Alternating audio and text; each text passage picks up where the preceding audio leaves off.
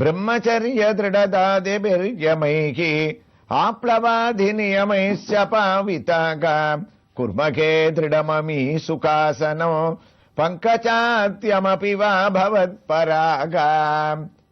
நாராயணியத்தினுடைய 4வது தசகத்தினுடைய உயர்ந்த 2வது ஸ்லோகத்தில் நாராயண பட்டத்திரி அஷ்டாங்க யோகத்தினுடைய வைபவங்களை எல்லாம் சொல்லிட்டு இருக்கான்றதை நம்ம ஸ்ரவணம் பண்ணிட்டு இருக்கோம். அந்த ஒரு வைபவங்களை நாம் எந்த ஆலயத்தை ஸ்ரீகிருஷ்ணனுடைய திவ்ய தரிசனத்தோடு அடைஞ்சிட்டு இருக்கோன்றது உங்களுக்கு தெரியும். அம்புஜவல்லி சமேத ஸ்ரீ ஆதிகேசவ பெருமாள் இந்த திருக்கோயில் அமைந்திருக்கக்கூடிய இடம் சௌந்தர்யபுரம் என்ற ஒரு சிறிய கிராமம். காஞ்சிபுரம் வந்தவாசி மார்க்கத்தில் காஞ்சிபுரத்திலிருந்து சுமார் 33 கிலோமீட்டர் தூரத்திலேயும் உத்தரமேரூரிலிருந்து 13 கிலோமீட்டர் தூரத்திலேயும் நாம் தரிசித்த பாண்டுரங்கன் தென்னாங்கூர் க்ஷேத்திரத்திலிருந்து சுமார் 5 கிலோமீட்டர் தூரத்திலேயும் அமைந்திருக்கக்கூடிய சிறிய கிராமம். இங்கு இருக்கக்கூடிய அனைத்து சன்னதிகளையும் நாம் தரிசித்து இப்போது அமர்ந்த திருக்கோலத்திலே அழகாக காட்சியளிக்கக்கூடிய அம்புஜவல்லி தாயாருடைய திவ்ய தரிசனத்தை நாம் அடைகின்றோம். இதோ ஆகா, காண கிடைக்காத அழகான மூலவருடைய தரிசனம். ஆதிகேசவ பெருமாளுக்கு ஏற்றபடி இங்கு சாந்தமான ஒரு திருமுகத்துடன் அமர்ந்த திருக்கோலத்திலே இங்கு தாயார் எழுந்தருளி இருக்கின்றார். அவருடைய திருநாமம் அம்புஜவல்லி. அந்த அம்புஜவல்லி தாயாருடைய சக்கரமான ஸ்ரீ பத்ம சக்கரத்தை தான் நாம் ஏற்கனவே தனியாக தரிசித்தோம். இங்கு தாயார் சதுர்புஜங்களை அடைந்து தன்னுடைய 2 திருக்கரங்களிலேயும் தாமரை புஷ்பத்தை ஏந்திக் கொண்டிருக்க, ஒரு திருக்கரமானது நம்மை நோக்கி நீங்கள் கவலைப்பட வேண்டாம், உங்களுடைய மனக்கவலையை நீக்கி அஷ்ட ஐஸ்வர்யத்தையும் நான் அளிக்கின்றேன் என்று கூறுவது போல அபயஹஸ்தமாக அமைந்திருக்க, 4வது திருக்கையானது நம்மை அழைக்கக்கூடிய வரத ஹஸ்தமாக அமைந்திருக்கின்றது. தாயாருக்கு இதோ ஒரு உயர்ந்த திருமண் காப்பு, அது மட்டுமா அழகான கர்ண பத்திரங்கள், காதை அலங்கரிக்கக்கூடிய திவ்ய தரிசனம், கிரீடத்தையும் தான் அணிந்து கொண்டு பவழ மாலைகளை தான் சார்த்திக் கொண்டு அழகாக தன்னுடைய பெயருக்கு ஏற்றபடி தாமரை ஸ்வரூபமாக அம்புஜவல்லியாக தான் நம்மை அனுகிரகிக்கக்கூடிய தாயாருடைய மூலவருடைய தரிசனத்தை அடைந்து இதோ அதே தாயாருடைய உற்சவரையும் நாம் தரிசிக்கின்றோம். மூலவருக்கும் உற்சவருக்கும் எந்தவிதமான ஒரு வித்தியாசமும் இல்லை, விக்கிரகத்தில்தான் வித்தியாசம்.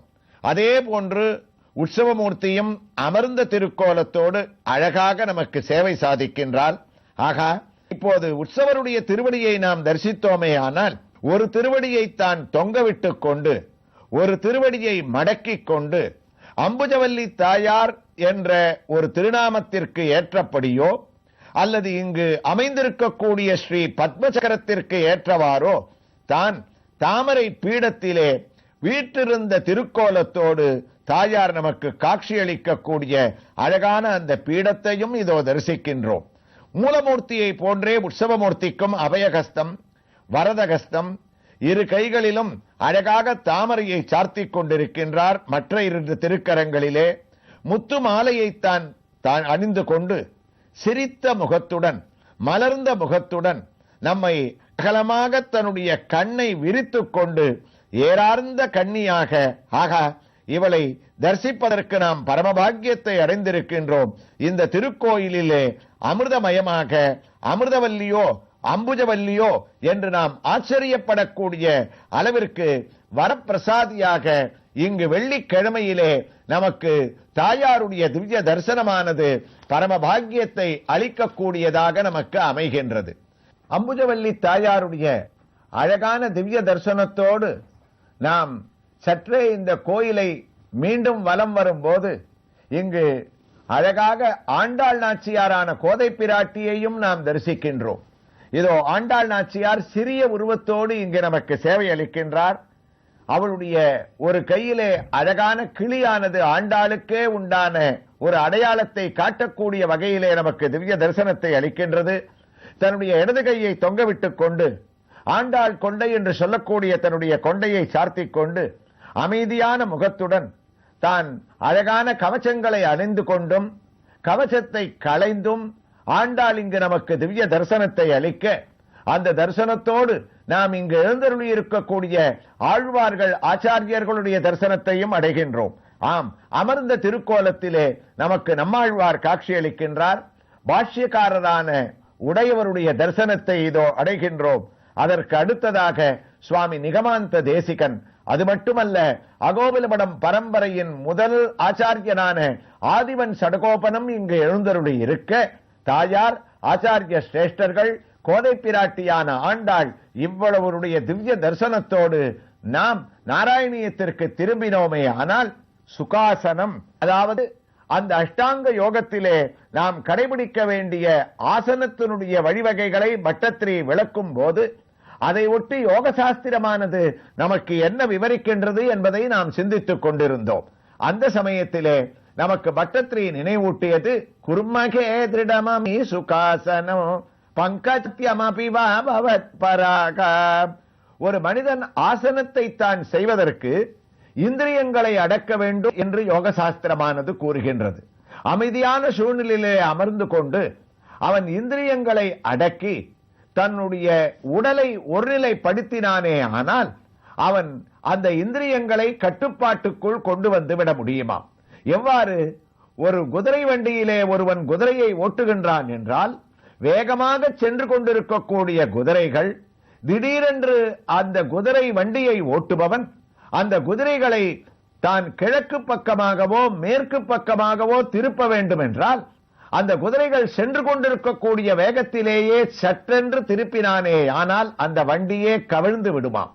அப்போது சிறந்த ஒரு சிந்தனை உள்ளவனாக இருப்பவனாக இருந்தால் அவன் சற்றே அந்த குதிரையினுடைய ஒரு வேகத்தை குறைத்து அதை உடலிலே தட்டி கொடுத்து அதை பக்குவப்படுத்தி அப்புறம் அவன் செல்ல வேண்டிய திசையிலே திருப்பினானே ஆனால் அந்த வண்டியும் குதிரையும் கஷ்டமில்லாமல் ஓடுமா. அதே போன்று சரீரமாகிய நம்முடைய குதிரை வண்டியிலே அதை ஓட்டக்கூடிய குதிரை வண்டி ஓட்டுபவராக இருக்கக்கூடிய நாம், நம்முடைய இந்திரியங்கள் வேகமாக அங்கும் இங்கும் அலைந்து கொண்டிருக்கும். அவ்வாறு செல்லக்கூடிய இந்திரியங்களை நாம் ஒரு கட்டுப்படுத்தி கொண்டு வர வேண்டுமே என்றால் அதற்குத்தான் இந்த ஆசனமானது நமக்கு உபயோகப்படுகின்றது. ஆசனம் என்று சொல்லக்கூடிய இந்த அஷ்டாங்க யோகத்தினுடைய ஒரு பகுதியிலே குதிரையாகிய இந்திரியங்களை ஆத்மானம் ரதினம் வித்தே சரீரம் ரதமேவச, ஒவ்வொருவருக்கும் சரீரமானது ஒரு தேர், ஒரு வண்டியாக அமைந்திருக்கின்றது. அந்த வண்டியிலே ஒவ்வொரு புறமும் நம்மை இழுத்து செல்லக்கூடிய குதிரைகளாகிய அந்த இந்திரியங்களுடைய வேகத்தை நாம் சற்றே நிலைநிறுத்தி இந்த ஆசனத்திலே அமர்ந்து கொண்டு அதை சுகாசனமாக மாற்றி அதை ஒரு கட்டுப்பாட்டுக்குள் நாம் கொண்டு வந்து விட்டோமே ஆனால் இந்திரியங்களும் அங்கு நாம் செய்யக்கூடிய தியானங்களும் நாம் சொல்லக்கூடிய விஷயங்கள் அனைவற்றுக்கும் அது கட்டுப்படுமாம். அதைத்தான் குர்மகே திருடமமி சுகாசனோ பங்கஜாத்யமபி பவத் பராக. ஆக நாராயண பட்டத்திரி அஷ்டாங்க யோகத்தை கூற ஆரம்பித்தவர் யமம் நியமம் ஆசனம் என்ற அஷ்டாங்க யோகத்தினுடைய 3 பகுதிகளுக்கு ஒரு ஸ்லோகத்தை எடுத்துக்கொண்டு மிகவும் சுருக்கமாக அவர் சொன்னதில் யமத்தினுடைய 12 பகுதிகளையும் நியமத்தினுடைய 12 பகுதிகளையும் முடித்து ஆசனத்திலே ஒருவன் அமர்ந்து இந்திரியங்களை அடக்கி அஷ்டாங்க யோகத்திலே அவன் அடுத்ததாக அனுஷ்டிக்க வேண்டிய பிராணாயாமம், அதாவது மூச்சை அடக்கி அவன் செய்யக்கூடிய நிலைக்கு பிராணாயாமம் என்று பெயர். அது என்ன என்பதை அவர் விவரிப்பதற்காக இந்த தசகத்திலே 3வது ஸ்லோகத்திலே அதை விவரிக்க இருக்கின்றார். ஆக இத்தனை பகுதியாக நாம் கேட்ட 2வது ஸ்லோகம் கிட்டத்தட்ட நமக்கு அது மனப்பாடமே ஆகியிருக்கும் என்று சொல்லலாம். ஆனால் நமக்கு வேறு வழி இல்லை. அந்த ஒரு ஸ்லோகத்திலே இருக்கக்கூடிய அஷ்டாங்க யோகத்தினுடைய பல பகுதிகளுடைய பரிணாமங்களை நாம் சொல்ல வேண்டிய ஒரு கட்டாயம் ஏற்பட்டது. விவரமாகவும் புரியும்படியாகவும் அதை நாம் அறிந்து கொண்டோம். அவ்வாறு அந்த ஸ்லோகத்தை முடிக்கின்ற பட்டத்திரி கடைசியாக ஆசனத்தை விவரித்து குர்மகே திருடமமி சுகாசம் பங்கஜாத்யமபி பவத் பராக அதனுடைய பெருமைகளை கூறினார். நமக்கு நினைவிருக்கும் ஒவ்வொரு ஸ்லோகத்தை முடிக்கும் போதும் அதனுடைய தமிழ் பாசுரங்களை நாம் கேட்கும் போது வைபவங்களை கேட்டோமோ அதனுடைய அர்த்தங்கள் அந்த பாசுரத்தை நாம் காதால் கேட்பதாலேயே நமக்கு புரிந்து விடுகின்றது. இதோ பட்டத்திரி இவ்வளவு பரிணாமங்களோடு கூறிய சமஸ்கிருத ஸ்லோகத்தினுடைய நாராயணியத்தினுடைய தமிழாக்கம் இயமங்கள் பலவும் செய்து நியமத்தில் தைத்து நின்று பயமிலா ஆசனங்கள் பல செய்து கொண்டு பயமிலா ஆசனங்கள் பல செய்து கொண்டு உயர்வுறும் வீடு பெற்றை உற்றிடும் வழியை நல்கும் தயைதனை புரிவாய் எங்கள் குருவாயூர் கண்ணா தயைதனை புரிவாய் எங்கள் குருவாயூர் கண்ணா வள்ளலே நீ. யமம் நியமம் முதலியவற்றை எல்லாம் நாம் செய்யணும்னா குருவாயூர் கண்ணனுடைய அருள் இருந்தாத்தான் முடியும்.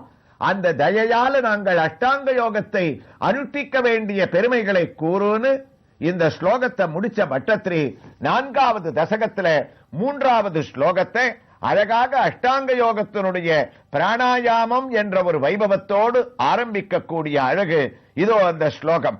தாரமந்திரமனுச்சந்தமம் பிராணவாயுமபியம்ய நிர்மலாக இந்திரியாணி விஷயாத் அதாபகிருத் ஆஸ்மகே பவது பாசனோன்முகாக.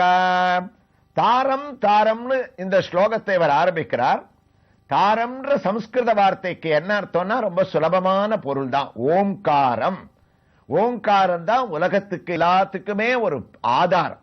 எதுவாக இருந்தாலும் நம்ம ஒரு ஸ்லோகத்தை ஆரம்பிக்கிறதுனாலும் வேதத்தை ஆரம்பிக்கிறதுனாலும் தியானத்தை பண்றதுனாலும்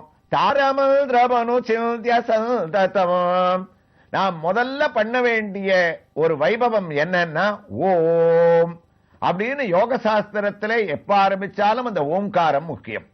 வேதத்துக்கும் அது முக்கியம். அப்ப பிராணாயாமத்தை பண்ண ஆரம்பிக்கிறதுக்கு முன்னாடி பிராணாயாம்னு நம்ம மூச்சை அடக்கிண்டு ஒரு இடத்துல உட்கார்ந்து முன்னாடி நமக்கு ஞாபகம் இருக்கும் ஆசனத்துல உட்கார்ந்துட்டோம், சுகாசனமா மாத்திட்டோம். அடுத்தது மூக்கை இழுத்து பிடிச்சு நம்ம அந்த காத்தை ஒரு இடத்துல நிலைநிறுத்தக்கூடிய காரியத்துக்குத்தான் பிராணாயாமம்னு பேரு. அந்த பிராணாயாமத்தை ஆரம்பிக்கிறதுக்கு முக்கியமான முதல் எச்சரிக்கை நாம கடைபிடிக்க வேண்டியது என்னன்னா நேர காத்தை இழுத்து அப்படியே பிராணாயாமம் பண்ணி மூச்சை அடக்க கூடாதான். ஒரு 10 வினாடியாவது ஓம் அப்படின்னு அந்த ஓம்காரத்தை பிரணவாகாரத்தை அந்த பிரணவத்தை நம்ம மனசுல தியானம் பண்ணிட்டு தாரமந்திரமனுச்சந்தமம் அப்ப அந்த காத்தை மெதுவா உள்ள ஆரம்பிச்சோம்னா அப்ப அந்த பிராணாயாமம் புரியும். அதுல பூரகம் கும்பகம் ரேசகம்னு பலவிதமான முறைகள்லாம் ரொம்ப பயப்பட வேண்டியது இல்லை.